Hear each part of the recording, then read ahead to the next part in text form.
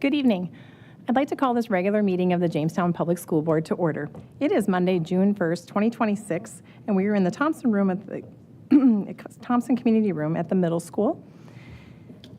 We'd like to thank all those attending tonight and that are in the audience. Thank you for coming. Please join me in the Pledge of Allegiance. I pledge allegiance to the flag of the United States of America and to the republic for which it stands, one nation, under God, indivisible, with liberty and justice for all.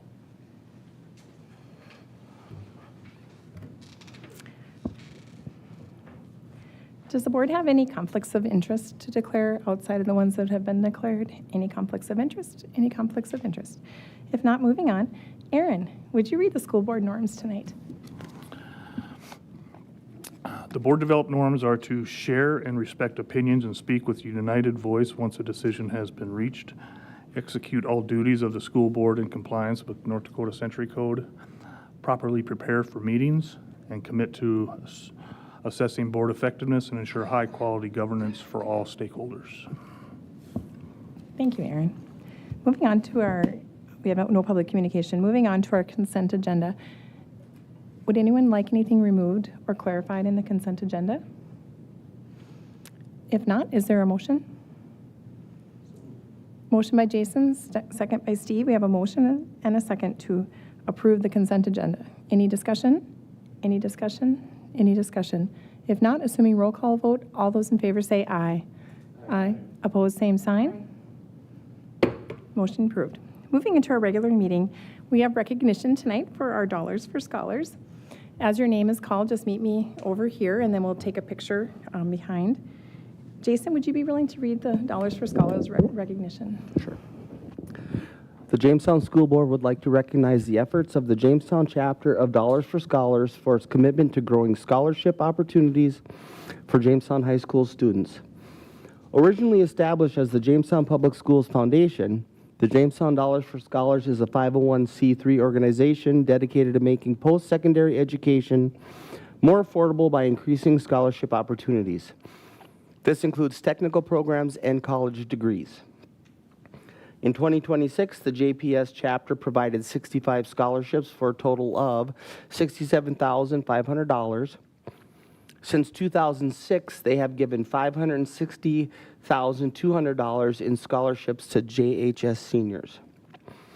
The volunteer board of directors are Deanne Ament, President, Bob Toso, Vice President, Rob Leck, Treasurer, Ryan Hardy, Dave Falk, Casey Stout, Elaine Hageland, Donna Schmitz, Sally Ost, Christy Grounds, and Heidi Larson. Thank you for all you do for JPS students.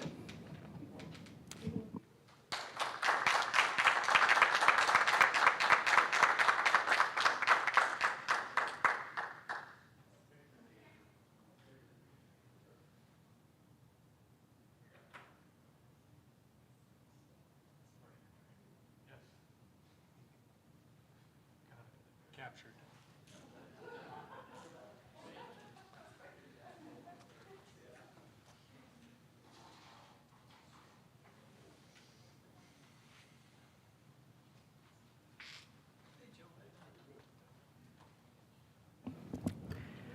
Under correspondence, we received a thank you from Steve Feldkamp for remembrance for his dad that was sent. Under reports, we have a report on the co-curricular fine arts and clubs. Mr. Roldson, please come forward.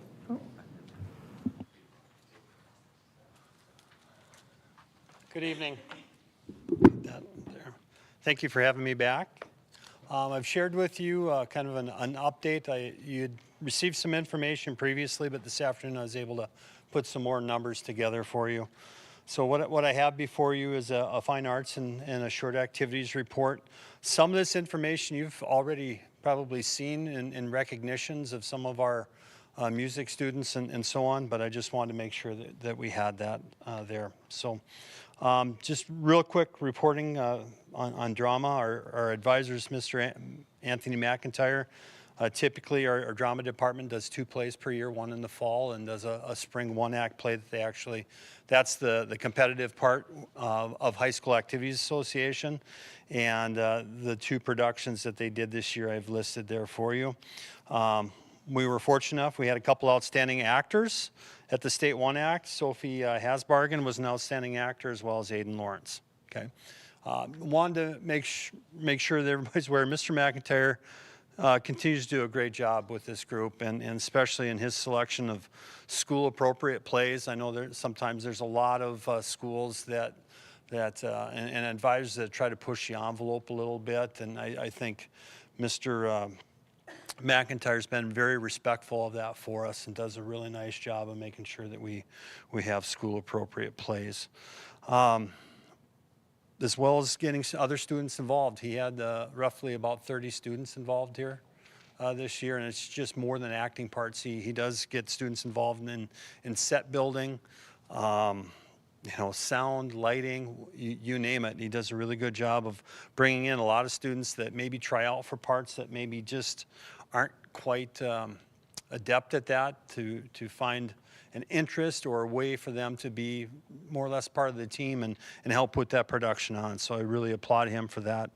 Also wanted to share some future needs that he sees fit to, that down the road that we're going to need to take a look at, and some of it may be a little bit sooner than later. But the stage floor itself, we have not replaced any of the plywood flooring on that stage since it's been new, and of course through the years of all the productions that we have and set building and securing those sets on the stage, not to mention all the concerts and everything else that we utilize that facility for, it's starting to show its age. So we're going to have some things we're going to have to take a look at there. He also has requested here in the future to take a look at some additional wardrobe cabinets for costume storage, just to continue to build and add to our inventory there, and battens and curtains and updating the lightings. A lot of the more recent lighting in theaters, like everything else, has gone to LED lighting, and that would be an opportunity for us to potentially upgrade our lights and possibly even save some money in that process. So that's something to maybe take a look at in the future. Okay. Want to share also some information from speech. Our advisor is Laura Weiss. This past year she had 27 members participate in speech, and that's both at the middle school and high school. I believe our breakdown was, if I remember right, I think we had 19 at the high school and 8 at the middle school. That adds 27. I had to double check my math. Throughout the season, they attended 6 meets. The WDA meet was in Mandan. The state meet was once again here in Jamestown. We've kind of become a preferred site for the state speech meet, and we're able to pull that off. And Mrs. Weiss is a big part of that. She is very good at knowing what we need to do, how we need to do it, and getting it done. And we could certainly not handle that event without her help. And along those lines, by hosting, we have saved the district a lot of money in the forms of transportation, as well as hotels for overnight stay and so on. I can't remember the last time we did not host that in the 23 years I've been the activities director here. And we are scheduled to host that event again for the next 4 years, at least 4 years out. So we ended up with a couple WDA champions throughout that. Chloe Smith, in her speech to persuade, was a WDA champ, as well as Sophia Billowith in impromptu speaking. And then you can see the various other state awards within the report that we had. Sophia Billowith she was a C-Stand All-State team member, so pretty prestigious there. So taking us up to music, I want to share, was able to kind of share some history of some numbers of enrollments here with us. Went back to 21, 22, and everything from our concert band, our 9th grade band, our wind ensemble, our concert choir, the vocal jazz, orchestra, all those. So you can kind of see where we're at right now. Concert band had 29 members this past school year. We had 19 in the 9th grade band, 19 in the wind ensemble. Our concert choir 63 students. Our ninth grade choir had 16. Vocal jazz was 12 students that participated in that as an extracurricular, and the orchestra had 34. So if you take a look through the years where our numbers are at right now, even though, you know, we've kind of at various times kind of fluctuated within our enrollments, our numbers seem to be fairly strong still in participation. And sometimes even when our numbers are low in enrollment, our participation rate in the fine arts has been high, and especially music. So we're very, very fortunate there. And again, I believe we've recognized these students already, but you know, we had several all-state band, choir, and orchestra members. I believe we had 7 of those students recognized, which is awesome. Those are opportunities where these students have to go out and actually try out and qualify and have that opportunity. Our band department at the high school, our advisor is Brittany Schwingler, and we had several State Star recipients for band, and you have the list of all the different instruments and so on, and who all qualified there, as well as Mr. Sherfy is our state vocal, is our vocal director, and all of our different State Star recipients, whether it's solos and ensembles and there. We did have a few outstanding performances at state music as well. Jolie Taylor, Aaliyah Tyson, Maya Tyson, and Eden Ellingson were outstanding performers. Orchestra, Jennifer Mekalenko has been our kind of our rock right now, I guess, or you know, within that music department at the high school. She's taken over as the department chair after years and years of having Cheryl McIntyre there. Jennifer has assumed that role, and she continues to do an excellent job within the orchestra, and has had several successful students in WDA solos and ensemble contests as well. After that, I did share our activity participation numbers with you. I went back to 2020-21 school year. There's a couple ones where we could not find the number there, participation numbers. In the last 2 columns to the right, you can see the number of meetings roughly per activity that they have, and then just some quick notes from this past school year just to kind of share with you. Because we haven't had that opportunity. Our Ac Olympics team, Mr. Krieger was able to field 2 teams, and they competed in the WDA. One team took 6th and one team took 4th place. So pretty good there. Our dance team, roughly we have 18 students there, both a varsity and JV. They attended 6 invites throughout the year in the state dance competition. Throughout the year, they were very successful at invites, often, you know, winning an invite or 2nd or 3rd place in a lot of their different events that they have.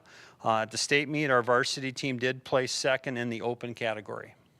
So they had maybe not quite as high as they had originally hoped. They thought they had a pretty good opportunity to bring home a 1st place at state, but still at the same time, a 2nd place is good. It's a little tough sometimes in dance where it's very objective with the judging, and what one judge feels is effective and is good, others score it probably a little bit different. So it is hard, and our students work very hard at what they do. Our coaches and advisors do a great job. I'm really, really proud of them. Some other Distributive Education Clubs of America, or DECA as it's known, we have up to 15 students right now. They attended the state conference. We had 2 students that qualified in 4th place in their event. And we also had a student, Annabelle Paulson, that was selected as state vice president at that state event. So pretty prestigious honor for her and a great opportunity for her to share her leadership, but also grow in leadership as well. And those 3 then traveled with Mr. Eade as well to the national competitions in Atlanta, Georgia this past spring. Esports, we currently had 17 students. They met over 80 times during the course of the school year to do that. Various games that they play. We had state qualifiers in Fortnite and Valorant were the 2 I guess, events that we had the most success in. FFA is returned here the last couple of years after a short stint of not having an advisor to oversee that. This past year, they were in District 6. They were the highest ranking in that district in horse evaluation. So, neat award there. Various things that they did throughout the year. They read to elementary students. They did different volunteering. They helped fence up at the Frontier Village. What a great opportunity to learn some fencing skills and help out our community as well. They also helped out at the Ag and Construction Expo and in the pancake breakfast and so on. Throughout the year in their competitions, they did receive various gold, silver, and bronze ribbons as well. And Ms. Kropp, our instructor over there, is doing a great job, and we're very fortunate to have her, and hope that she continues to grow that program. Family, Career, and Community Leadership Clubs of America. This is relatively new. It's new nomenclature, but it's basically your former, I'll call it home ec type of thing. So we've got a group that's going. They're relatively light right now in membership, but they've done some things, and their biggest thing that they did do was a cookie fundraiser here late in the school year. But they will get that going. Mrs. Hare will get that going. German Club, Mr. Mickelson, he continues to have a very strong showing there. 30 students. They continue to utilize opportunities to grow their skills in language, whether it be through fun events that they have. They do German television screenings and so on, where they will actually get together and watch movies in German so that they can utilize their language skills. Key Club, we had 24 was our membership. We were kind of down there a little bit, but like many things, sometimes that just fluctuates per class and per group. I'm not too concerned that we're not going to see more students in the future. Our Life Smarts team again did well. They had 10 students participate there.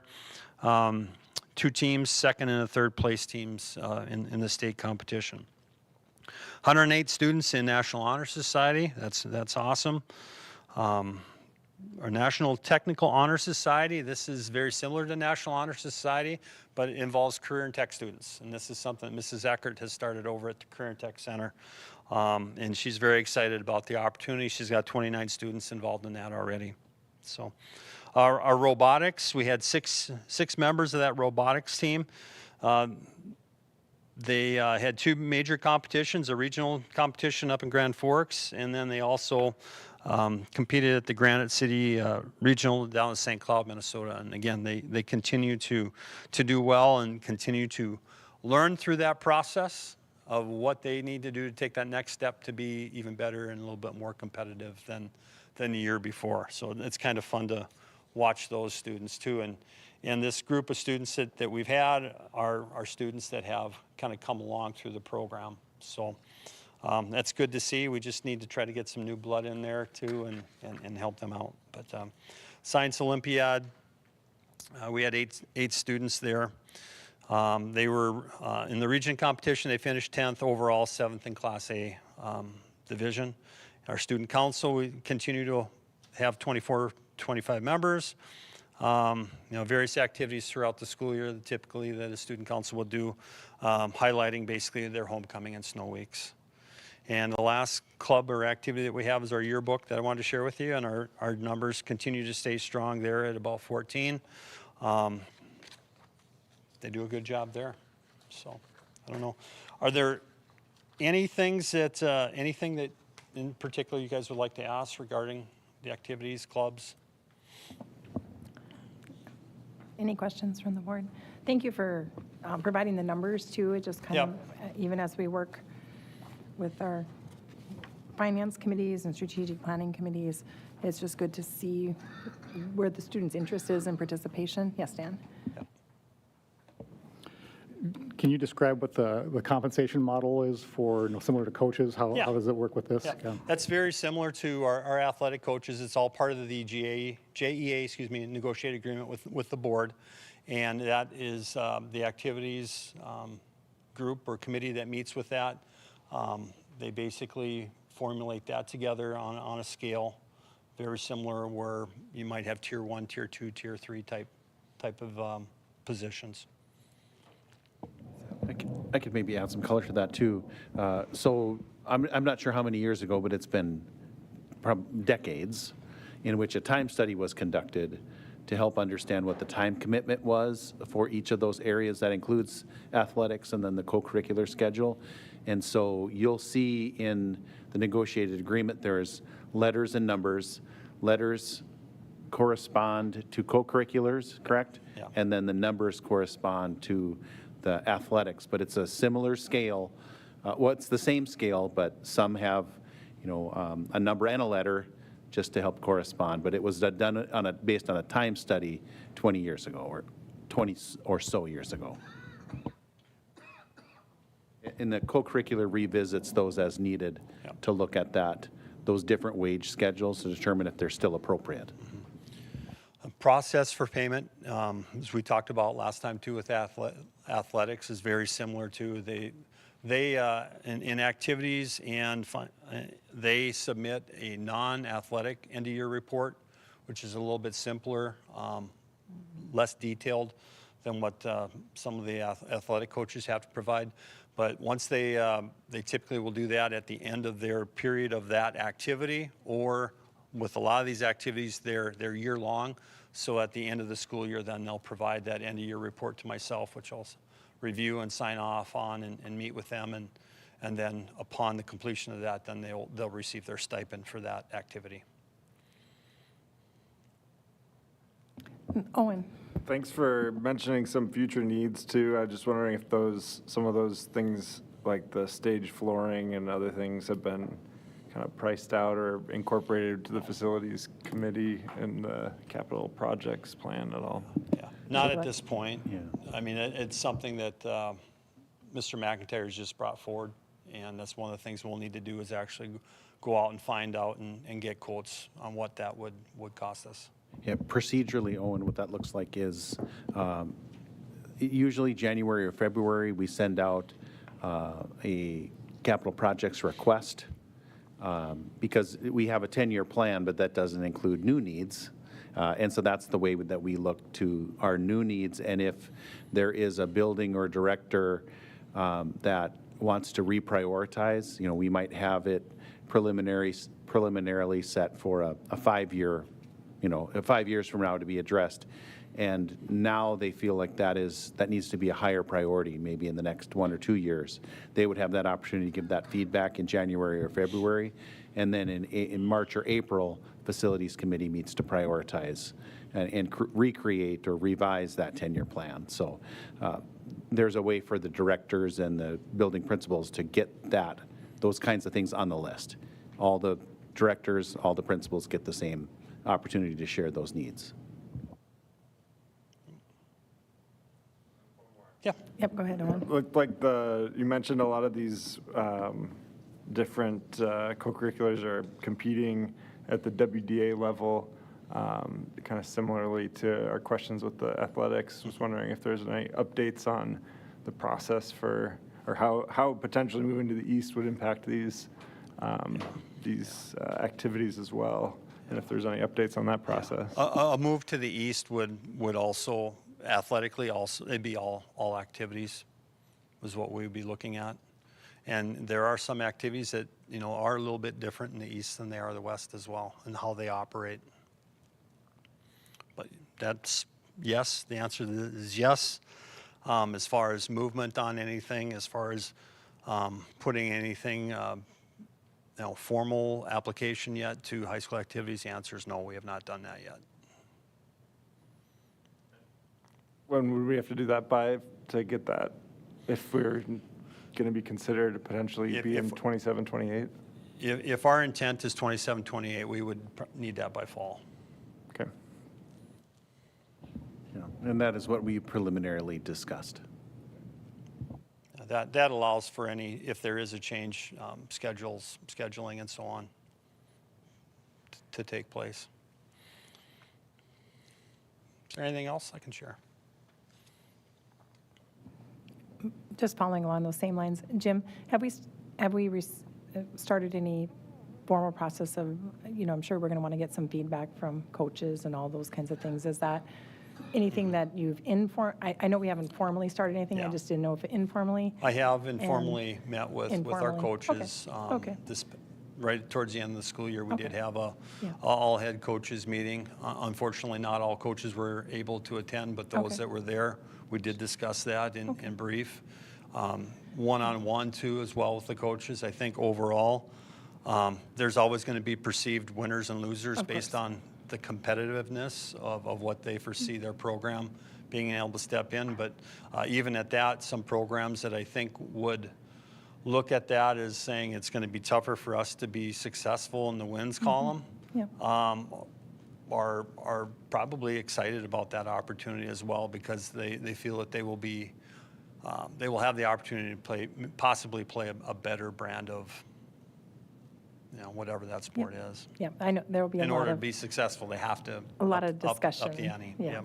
I just was curious if just some initial informal, we've not started any formal processes, and Yeah. I just was Right. just curious if just some, I'm sure it's something people are talking about. I have Yeah. people in the community Yep. talk to me about it as well, so. Yep. Thank you. Yes. Any other questions from the board? No? Okay. Again, thank you, Jim, Yep, for thank for you. coming back. We didn't have enough time last time, and Yep. we appreciate getting the full spectrum of all the opportunities that students have across the spectrum at Jamestown Public Schools. And also, I think these numbers that you're sharing with us are good participation Yep. across most of these organizations and activities and the fine arts. And so we Yeah. appreciate all the staff also that works in all these areas. Yeah, So, thank you. And these are important activities, the fine arts and the activities, the athletics.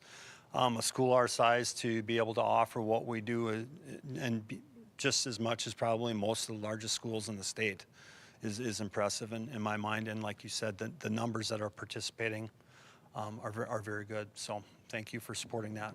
thank you. Okay, thank you.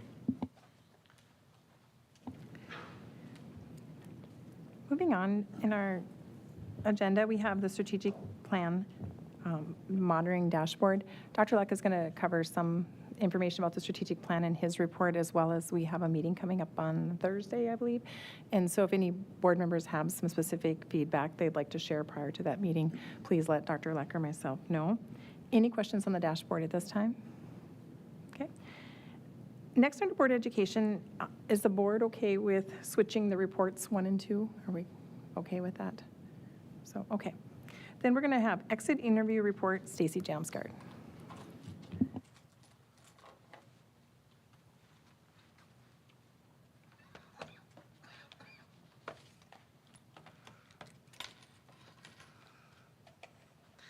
Thank you for having me.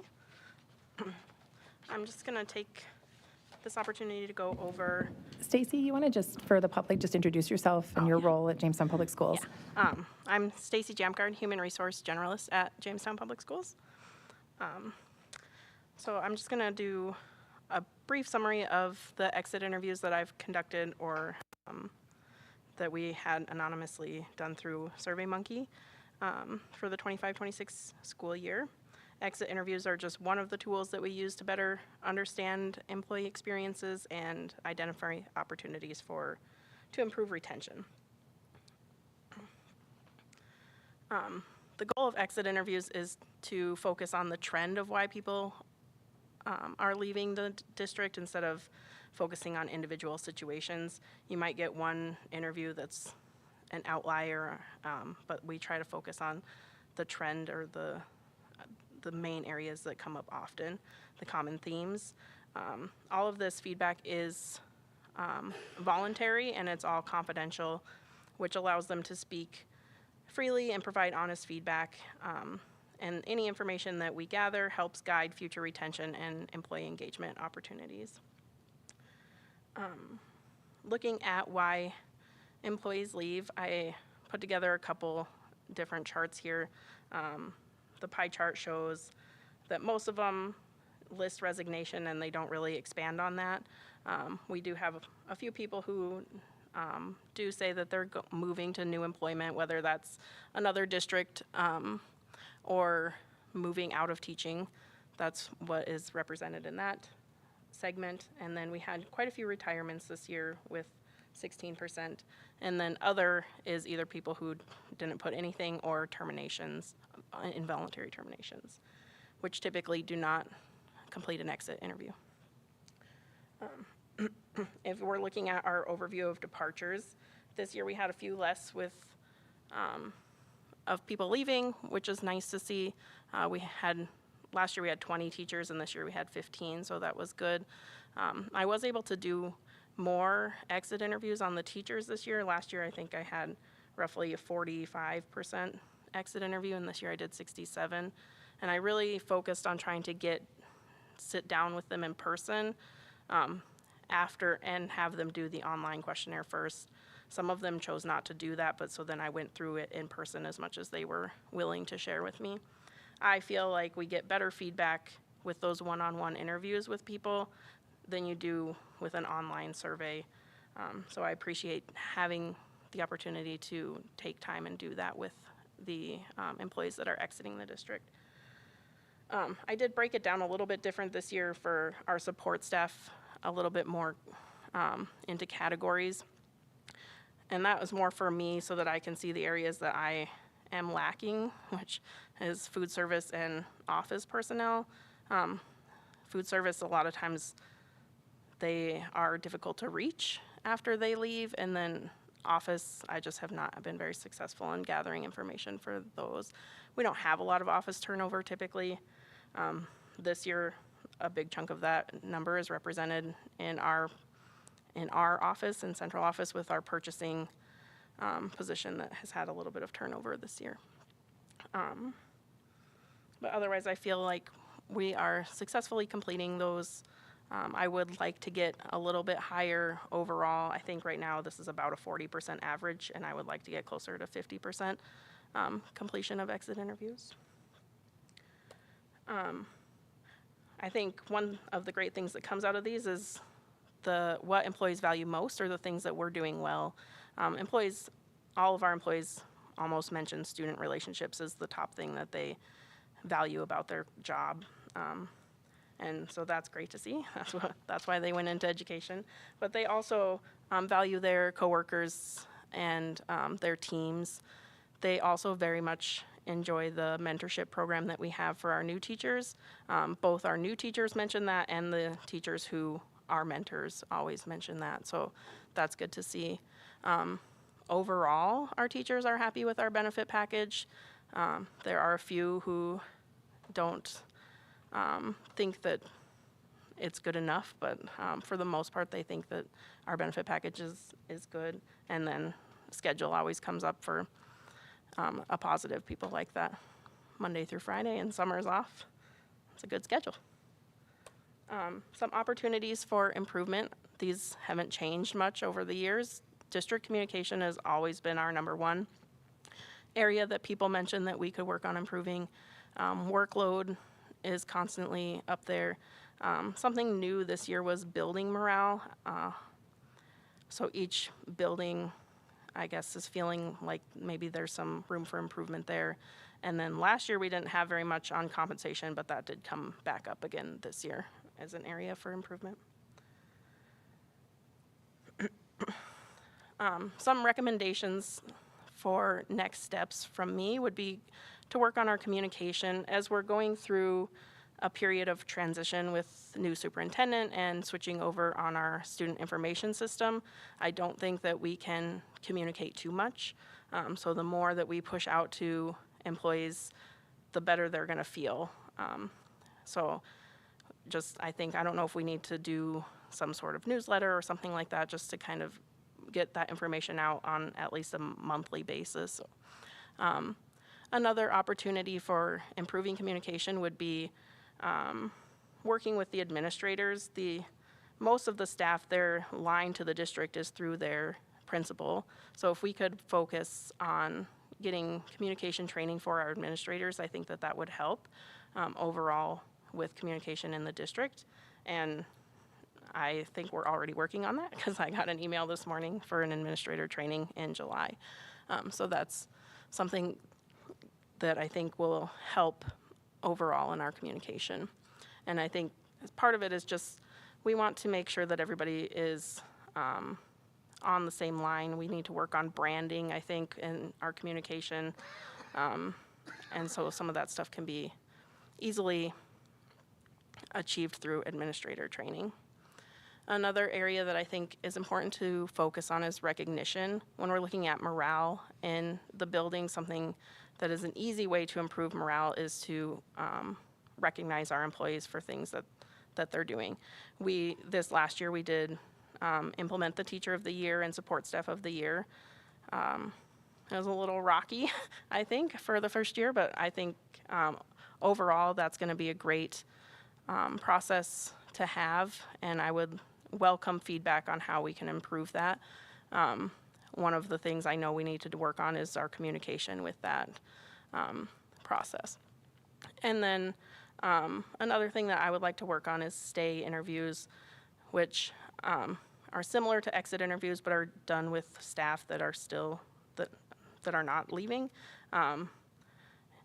I was intending to do them this year, and it didn't happen with timeline stuff. So next year, I think I would try to get those done earlier on in the year, and then maybe do a follow-up one in the spring. But spring this year was when I was intending to do them, and that was poor planning because it's too busy for that. Is there any questions?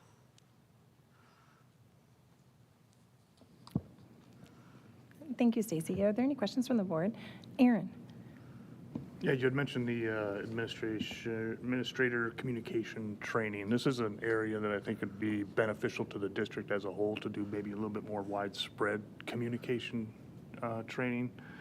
I've personally gone through several sessions on just various types of effective communication, and I find it very helpful, very valuable. And if that's an area of professional development that we could explore, I would fully support that. Owen? Yeah, thanks so much for conducting these. It's a lot of work to get this type of data, but I think it's really important for us to try to understand what's in our control to retain folks. And then I really like the idea of the stay interviews too. Understand what we're doing right and why people want to stay. Yeah, thank you. I don't know, part of my reason I didn't get stay interviews done is I was struggling to figure out which employees to select for those, if it should be completely random or if we should choose a focus area. I think I was leaning towards random, but I'm kind of thinking a focus area might be a good place to start. We struggle with special ed, so maybe we focus on doing some interviews with our strong special ed staff and see what their recommendations are and go from there.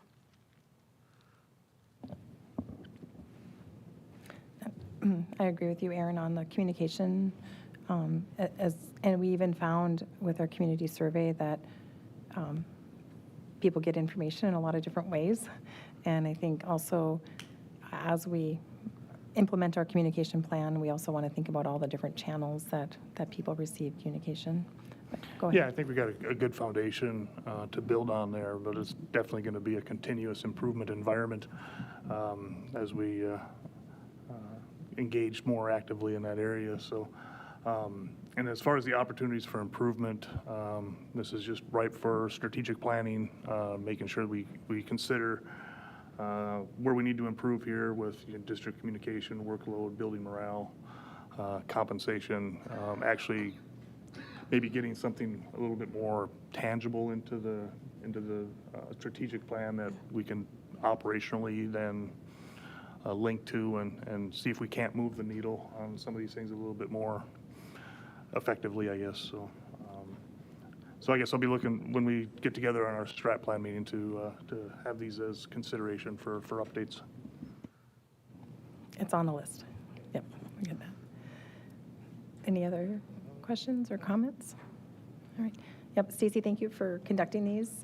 Thank you. And we appreciate our former employees' feedback as well, just to help make us a better and stronger district. So thank you for people willing to take the time to participate as well. So thank you. Under Board Education, we have Student Summit. Mr. Gaylor.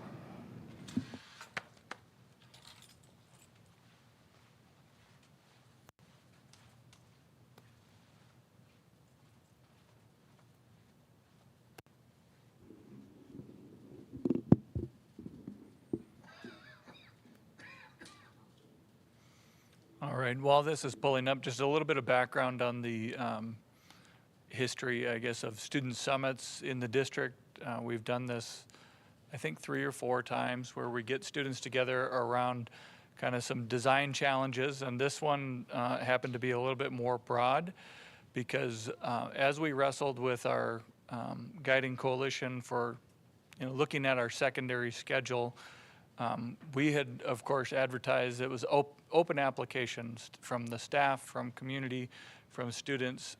We had some students that were interested, but it was a big commitment, and our kids are busy. You saw the activities report, and they were evening meetings, and so we needed a real good way to engage our students in the same type of dialogue, different time frames, not several meetings in the evenings, but we did do a focus group for the middle school and a focus group from the high school, and then we did kind of a day-long summit. So when we put out for the guiding coalition and we didn't have many student responses or they couldn't make a lot of the meetings, then there was discussion at guiding coalition that this was going to be an important thing to engage students in. So I just wanted to give a quick report on that, and much to my surprise, when you include, well, shouldn't have been surprised, when you include a lunch with focus group and a full day out of school activity excused experience, we had 58 responses in the first week for students that were interested. Then as they got more information about what was required, we kind of got down to the group size that we had in the end. So again, this was kind of a replacement experience for those that were involved in the guiding coalition, looking at just what are our strengths, what areas do we want to highlight when we're looking 10 years down the road, where do we want to be, and what areas do we want to grow in, and then also how can we take some logical next steps, and what would our students say. So a number of years ago, when I was working on my master's, I think back in 2011, I did a study on student voice. And really, they are our main stakeholder. They're our main client. They're who we should be designing around. And they have ideas. Boy, do they have ideas. Sometimes their ideas, stretch us. Sometimes they surprise us. And if we aren't engaging our students in what their day-to-day experience is, then we're really not doing our jobs. And so this was really important. It was also a lot of fun to be able to do this as well. So one of the things we talked about in the guiding coalition was this idea of an entrepreneurial mindset. And the board has mentioned several times that we really need to be better at marketing, better at communications. Also, we need to look at the competitive nature of schools and how that's shifted over time. And so who better to ask than our students? And, this quote from students, most of their quotes, not full sentences, and my 12-year-old daughter volunteered to type these up. So I just pulled the quotes directly from there. But the quote that was written down, teachers plus administrations taking students more seriously and acting on their ideas and concerns. And I think that we have a lot of student engagement processes in place already, but nothing necessarily formal. And I think it's something that we need to think about more formally. I know the board at some points have discussed, student membership on the board as well. All right, so we did 2 focus groups. The 27th was with middle school students and the 30th with high school, and then we did the full day experience on the 7th. May 7th was actually facilitated by a education futurist from an organization called KnowledgeWorks. KnowledgeWorks has been working in the state with districts. I think they started with Bismarck, Northern Cass, Oaks, and West Fargo on the themes of personalized learning in the state. And so they offered to come in and lead that experience. And I'll talk a little bit about what that was too. So that day-long agenda was really just about first building their trust and confidence in communicating. Then they had a really long discussion about what's learning and what's school and what's different. Sometimes we're learning things outside of school, or sometimes we're learning things inside of school, and how are those experiences different? Students did a reflection piece and then some really small group sharing on what was an impactful learning experience for you. Could have been inside of school or outside of school. They studied just a couple of innovative learning models and examples. I wish that they would have maybe spent a little bit more time on that because it could have given some students more concrete examples. And then they did some designing and prototyping, but we ran short on time, surprise. But I think that we at least got the start of their ideas and need to continue that conversation. First of all, our teachers do an excellent job because our students were articulate, they collaborated well. I mean, imagine pulling just, 28 interested students from the middle school and high school together, putting them in small groups and teams, and watching them come together and work. Pretty magical, and not by accident, because our teachers are having kids communicate, have dialogue quite a bit, a lot of in-person problem solving, and that lended itself well to this. Kids were from different backgrounds. They shared their own personal experiences, and there was a great sense of kindness. Our high school students and some middle school students too really took some leadership roles in facilitating those conversations, and they remained engaged pretty much the whole day. They got a little excited when snack time came around and that kind of thing, but otherwise, really, they were just focused on the task in front of them. Our kids understand what meaningful and relevant learning looks like because they do get to experience that in our schools. They value the hands-on. They value the authentic opportunities where they get to apply what they're learning. They talked about challenge and being pushed in their classes. They also shared some things that they value a little bit less. More, in some experiences they said they need more hands-on and less lectures. They want to be able to make mistakes and have chances to improve. So sometimes our grading systems penalize mistakes instead of saying this is a chance for feedback and then improve towards mastery.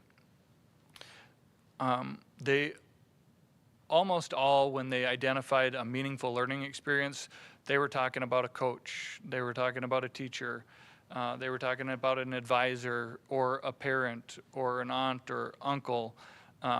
One of the students, this actual quotes again, said more inclusivity for neurodivergent. So, our kids know what's going on in the world. They know what they want to see.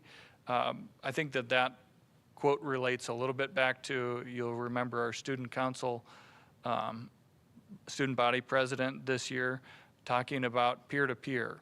And there was a whole group, I think she rallied a group of kids that were just working on kind of that design challenge that day too, and advocating for that. So I think really impressive that they realize how relationships between each other matter, and then also relationships with teachers have been meaningful learning experiences for them. Kids want to get pushed. There were a number of students that felt like some of their educational experiences weren't pushing them. And, we do, once kids get into their junior, senior year, we have so many opportunities for kids to push themselves. But it seemed like more of that conversation was around, more advanced opportunities in middle school and up through 10th grade, at least from what I saw in the notes on that. They want to be able to make an impact with what they're learning, and I think this was a great example of that. They spent all day dedicated to this. They were critically thinking. They were problem solving. They were looking at realistic and unrealistic ideas. They were communicating with each other and with adults, and that's learning too. And then they had a real tangible impact at the end of that. They did come up with quite a few ideas. Of course, flexible schedule. Open lunch is always a hot topic with students. And you just, you bring up, well, there's trade-offs with everything, right? We could go until 4 o'clock and or 3:45 and have open lunch, or we could have a shorter school day. Those are all just trade-offs that we have. They, again, value the hands-on learning. The group that was focused on peer-to-peer and support systems for all kids. And then they talked about extracurricular opportunities, including things like, it's called unified sports now. It would be the way to look at that, where kids of all abilities can come and participate, or intramural types of opportunities were things that came up pretty often too. Time for processing, brain breaks, a lot of ideas around movement in the classrooms as well. All right, so overall, our kids have a high sense of safety in school and support in school. Not all of them feel as strongly about that belonging piece. And I'll talk a little bit in the next piece about how can we measure that over time. They want flexible schedules. They want real-world, career-connected learning. And they've recognized that when that's happening, and they value that. So those are just things that I think we need to encourage growth on.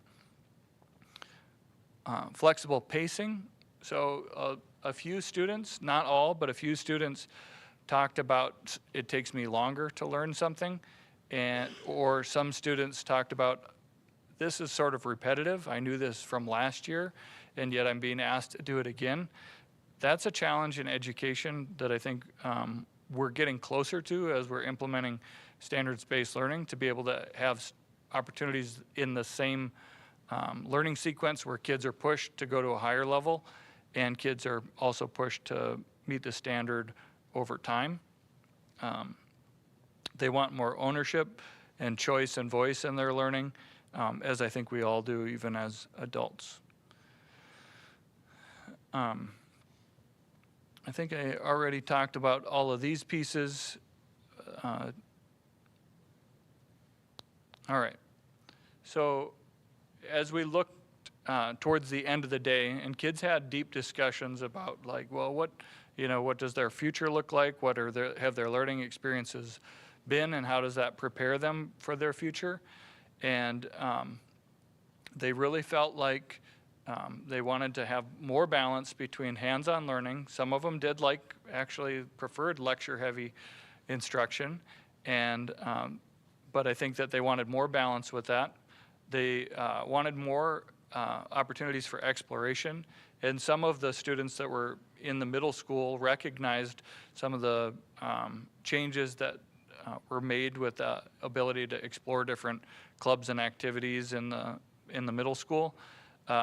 They also recognized that when they got into ninth grade, they realized the plethora of opportunities that we offer in JPS. It's just that their schedule kind of constrained them. We talked about the importance of human connection. So one of the things that surprised me was our students' passion for not wanting a lot of AI-generated experiences. They said we can tell when teachers use AI to generate content. They said that they value the human connection, coming to school and doing that.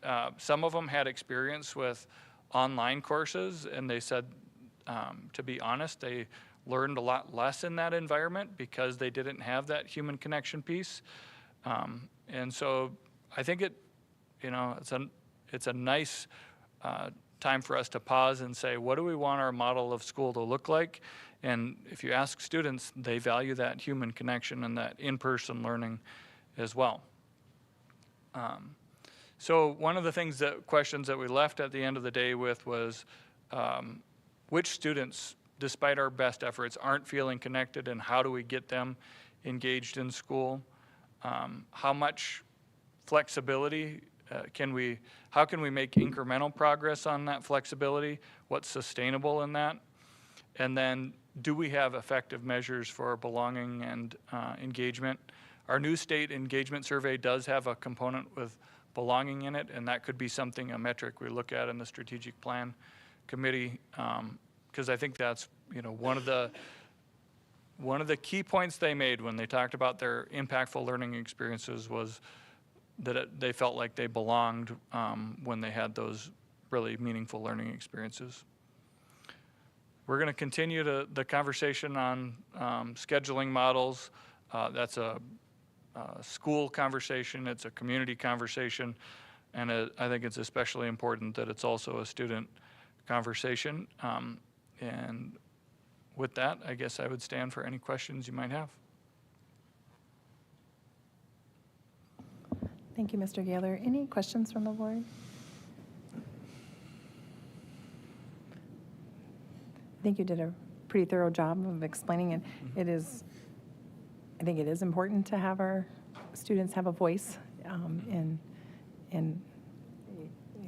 if they have a voice, they're going to be more engaged in what the outcome is. So,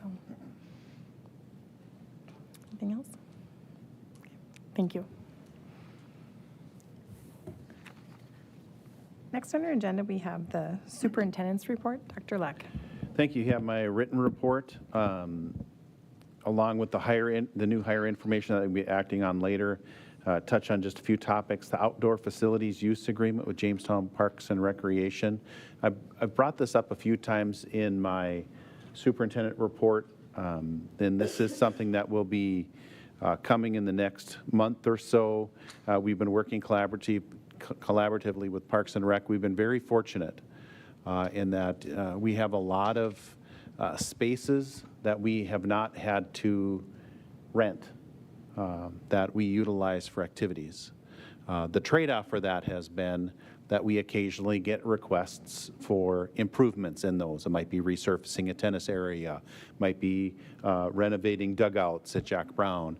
And what this discussion has been is replacing those occasional large requests with annual rental agreements. Instead, easier for us to budget, easier for us to understand what those costs are, and it provides a stream of revenue for Parks and Rec to make sure that those facilities are to the standard that we need them to be and the community needs them to be. So in the next month or so, I think we have it scheduled for July, that we'll have a facilities use agreement that addresses the facilities that I've listed. That's Jack Brown Stadium, McElroy Field Complex, Trapper Field, softball complex, Hillcrest Golf Course, the tennis courts, soccer complex, softball complexes, Hillcrest. And if we use those, if we don't use those facilities, there wouldn't be an agreement, a cost. That would be annually determined. We're going to use Jack Brown Stadium, and that's the annual cost is this. And again, the idea would be that this replaces those. 3 or 4 years ago, I think we had a request for lights at the softball complex at Trapper. 2 years before that, we had, I think, a fairly large request. I think it was $15,000 or $20,000 for dugouts at Jack Brown. Resurfacing tennis we had in the last few years. This would replace those. So we would have a larger cost annually, but I think those costs would spread out over time, make it a little bit easier to budget for both Parks and Rec and for the district. So, I mean, if there's questions on that, I'd certainly stand for them at the end of my report, but we'll also be bringing that completed recommended use agreement up in July. From a strategic plan update standpoint, we are meeting on June 4th. We have the beginning of our annual review and revision of the district strategic plan. We've had some feedback from the committee and the board on our current strategic plan, and I've looked at them as kind of having two key areas for improvement that have been discussed throughout the year. One is simplification. Simplification doesn't mean fewer goals or lower standards. It means simplifying the process. And so what we did in this initial draft was what we called goal nesting. So we are going to have fewer goals, but that doesn't mean that we have fewer priorities. So we'll have 5 goals instead of 5 areas. We're going to have 5 goals, and then in each of those goals will be 3 priority areas, each of those priority areas with metrics. So this isn't doing less, it's just how we're reporting and how we are nesting those goals together. And they still align with Cognia standards, which we had great feedback on, but we believe that gives us a more holistic view of the goal areas, simplifies progress monitoring, makes that easier and more transparent for the community to view how we're doing as a district along these goals. The second was improved metrics. We had in the last iteration of the plan, we focused a lot on perceptual feedback, and that gives us good insight, but we were pretty heavy on perceptual feedback. And so we want to look at more leading indicators. And that will help us look a little bit more holistically at those goals and priority areas. And those have yet to be developed. But along with that, we wanted to provide a little more clarity and transparency around progress and how we're meeting our goals. And so we have a really great dashboard right now that helps us give some sense. But even when we say that goal is in progress, or that goal is met, or that goal is on track, there isn't a consistency of that definition. And so what we want to do in this next iteration is define progress monitoring better. So we would have standards that are consistent in every goal. So when we say a goal is met, that same standard exists for every goal. And if we say goal on track, that's the same standard. If we say that goal is not on track or that goal isn't started, that those have the same metrics. So there's consistency amongst how we're progress monitoring. And right now that's a little more loose. It depends on the goal. And partly that's because we have so many goals. So we want to consolidate that a little bit, and we think that's going to be a better process. But that's for the committee to review. And I'm sure we have a framework kind of started. And I'm sure through discussion at the Strategic Plan Committee, that will continue to grow and become even more robust than what it is, just as a draft right now. The community leadership meeting, we met as community leaders were invited to a roundtable discussion last week. It was May 29th. We just wanted to bring those organizations together to build an understanding about and bring awareness to what are the goals of each of those organizations, what's the operational drag, what are the limits that inhibit their ability to reach their goals, how can we work together. We do a really good job, I think, in this community of collaborating and working together, but those things happen organically. They happen because different organizations have relationships, or people in those organizations have relationships, but we don't have a cohesive structure in which to talk to each other and foster that kind of collaboration. And so this community leadership roundtable is really the first step in building that process.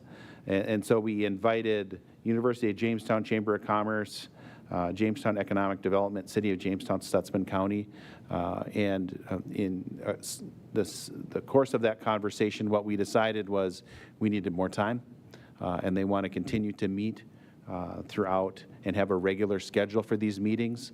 They felt value even in the 2 hours that we got to spend with each other, that there was value in it, and they wanted to see if we could even expand beyond those key organizations that we brought in and, continue to grow that. And I think there's a great opportunity here to not only foster awareness to what's happening, but build some consensus around what we need and develop more collaborations across the community. So that was a good first step. The last thing I have is a spotlight. I wanted to bring attention to Coach Ben Smith. He was named WDA Boys Swim and Dive Coach of the Year, which was already recognized earlier this year. But I also wanted to recognize Coach Smith has resigned. He'll be taking on other responsibilities throughout, in the state. And we will certainly miss his leadership. He's been a fantastic coach. If you know Coach Smith, there's probably no better recruiter. Well, Bill Nelson might argue that point. I think they're 1A and 1B. How about? But Coach Smith does a great job in bringing people to swim and dive. And really building a program. He's done a fantastic job with that, and he's been recognized for that, not only as WDA Coach of the Year, and I think that's 2 years in a row, but he was also recognized as a finalist for the National Federation of High Schools Coach of the Year in swim and dive, and so he'll be down in Iowa City, Iowa for that presentation in the end of June and beginning of July, and we wish him the best of luck as he, gets honored for that award and for being a finalist and is in the running for Coach of the Year. So I want to recognize him for those things and all of the wonderful leadership he's provided to swim and dive in the district. So with that, I would stand for questions. Any questions from the board on the superintendent's report this evening? Okay. Moving on in our agenda, we have nothing under old business. Under new business, we have nothing under activities, buildings, and grounds. Moving to curriculum assessment and instruction. A, approval of a drumline ensemble course. Is there a motion? Motion by Aaron. Is there a second? Second by Owen. We have a motion and a second for approval of a drumline ensemble course. Any discussion? Any discussion? There is a cost to this. Are we looking at some grants, or is there some different opportunities Yep. we're exploring? What you see as a budget is covered by a grant that was written already and approved. Okay, that's what I thought. Just wanted to share that as well. So we have a motion and a second for approval of a drumline ensemble course. The only other question I got was, will students have to have the 2 years of piano prior to participating? Is that going to be a requirement, or maybe we don't know that? No, my understanding is available to all students regardless of if they have the 2 years of piano or not. Okay. It's designed for all levels. Okay, that was one of the questions I received. So we have a motion and a second for approval of a drumline ensemble course. Any other discussion? If not, assuming roll call vote, all those in favor say aye. Aye. Opposed, same sign? Motion approved. Under finance, approval of the memorandum of understanding with Central Valley Health for nursing services for the 2026 to 2027 school year. Note that I believe this is the same amount as what we've had in the past. Is there a motion? Motion by Steve. Second by Dan. We have a motion and a second for approval of the memorandum of understanding with Central Valley Health for nursing services for 2026 to 2027 school year. Any discussion? Any discussion? Any discussion? If not, assuming roll call vote, all those in favor say aye. Aye. Aye. Opposed, same sign? Motion approved. Under personnel, A, approval of ratification of the teacher master agreement and subsequent JEA approval letter. Is there a motion? Motion by Dan? Second by Jason. We have a motion and a second for approval of the ratification of the teacher master agreement and the JEA approval letter. We don't need a roll call for this, do we? So, Christy, let's do a roll call vote for this one. Jamie Bear? Yes. Heidi Larson? Yes. Jason Rohr? Yes. Dan Tweeten? Yes. Aaron Roberts? Or coming. Oh, yep, sorry. Steve Veldkamp? Yes. And Owen McKenna? Yes. 6. Unanimous approval. Moving on to the agenda, we have B, approval of schedule for non-teaching professionals. Is there a motion? Motion by Dan. second by Steve. We have a motion and a second for approval of schedule for non-teaching professionals. Any discussion? Any discussion? Any discussion? If not, assuming roll call vote, all those in favor say aye. Aye. Opposed, same sign. Motion approved. C, approval of support staff lane change corrections. There was a memo in there in your drive. Is there a motion? Motion by Aaron. Second by Dan. We have a motion and a second for approval of support staff lane change corrections. Any discussion? Any discussion? Any discussion? If not, assuming roll call vote, all those in favor say aye. Aye. Aye. Opposed, same sign. Motion carried. D, reconsideration of administrator master agreement. Dan, would you report on that, please? Yeah, I will be submitting a motion for reconsideration of the approval of our master agreement that was voted on April 20th. I guess I'll wait for a second. We can discuss. So we now have a motion and a second for reconsideration of administrator master agreement. Motion by Dan and second by Owen. Any discussion? Go ahead, Dan. Yeah, the reason for this is early on in the negotiations, we were holding to a fixed one-time payment, and that was a pretty core stance with the both negotiating units. With that in place, the administrators decided to bow out of negotiations and accept that they were just going to use the old contract that they used this year. Those parameters changed, and as we worked through it, we thought it would be fair to basically offer a very similar agreement since our stances had changed so much, basically to keep the administrators and the JEA within kind of the same assumptions. So that's the rationale for asking for this reconsideration. Any other discussion? Aaron? Just a question on what does this mean in terms of the process for and the negotiations and coming to a mutual agreement? At this point, what this would do is since we've already have the bargaining unit, we wouldn't go through those again. It's basically just an unrolling of the approval of the agreement. We would meet with the administrators again to give them an offer that is consistent with what we gave the JEA, and upon agreement of that, update the agreement, come back for a vote, Yep. probably by the next meeting. It'll be brought back to the board for the contract for a vote. Dr. Leck? Both sides could open up, the agreement has been approved, but both sides could agree to open that back up again during the term.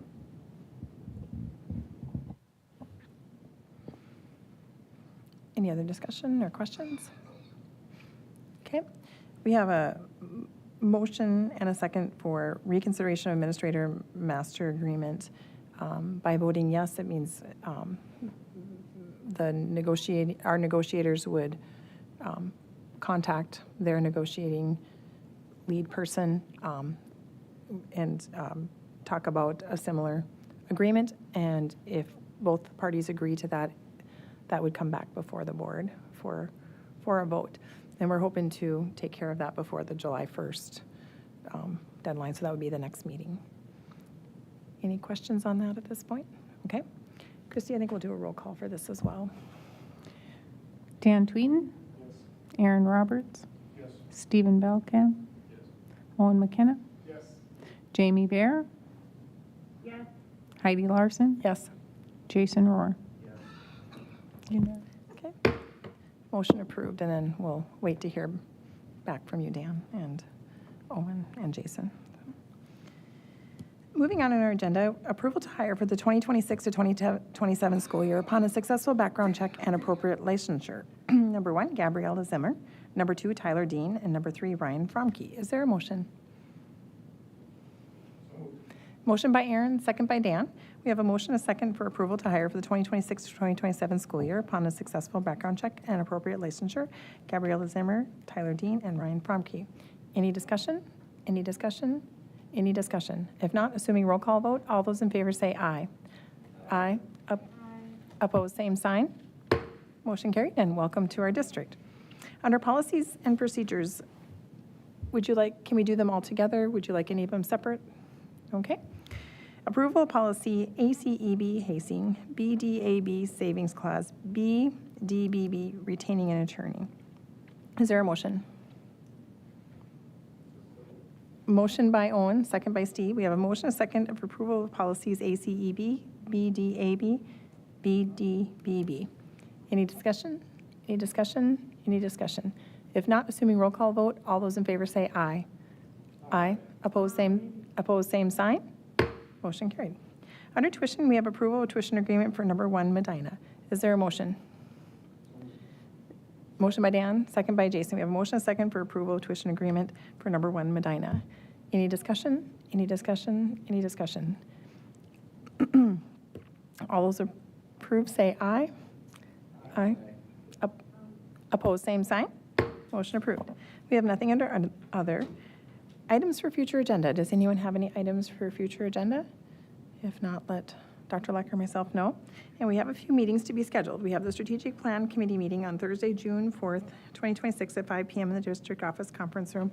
If any board members want something additional on that discussion that we haven't talked about at previous board meetings, I have a list of notes. Please let Dr. Leck or myself know prior to that meeting. Our Health Insurance Committee is meeting on Monday, June 8th. This one's at noon in the District Office Conference Room. And our next school board meeting is on Monday, June 15th at 5:30 p.m. in the Thompson Community Room at the middle school. And there's also GED graduation on June 17th, 2026 at 6 p.m. at the James Valley Career and Technology Center. Are we missing any meetings right now? Okay. Potential executive session to discuss negotiation strategies. Okay. So we have a superintendent evaluation, Section 5, Community Relations, and Section 6, Operations and Resource Management. You can complete that or not. We can send the results to Dr. Leck in the future. Yeah. So it is up to you at this point, but we will resume the superintendent evaluations with our interim superintendent in the future. Yes, Dr. Leck. I did have a comment about the superintendent evaluations. There's been discussion about changing that model, having it look somewhat different. If that is to be the case, you would want to have that done before the annual meeting in July. So just for your awareness, if you're going to make a change to that, now would be the time to do that. And we do have a task force that's looking at that and is looking at some different models also in the state, so we will bring that forward. Any questions about that or comments on superintendent evaluation? If not, there being no further business before the board, this meeting is adjourned.